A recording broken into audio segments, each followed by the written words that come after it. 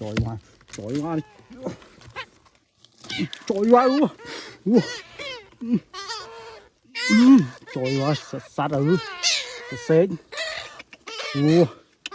lò luôn, trời quá cho nó đến nốt, 45, lò.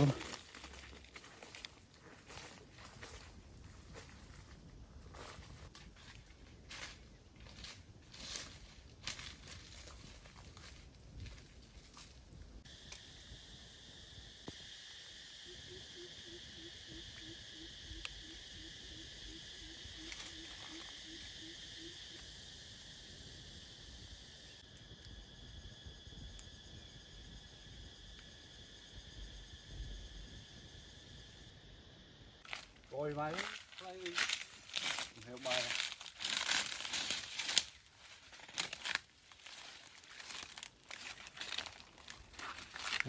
chanh lúa này.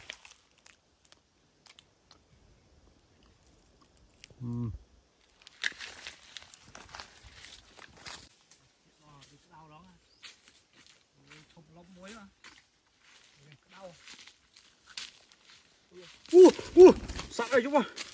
Trời mày ơi. Đó ơi. Trời mày con nó đi đấm. Trời má xếp. Thử mấy bàn về không? Cáo Chết rồi. Trời mày. Trời mày.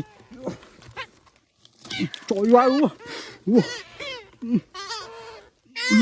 Trời mày sát ở xếp. Lò luôn. Trời mày cho nó đến nốt. 45. Lò. Trời hơ tiếc này. Trời má ơi hả. Sợ xế ơi mà là con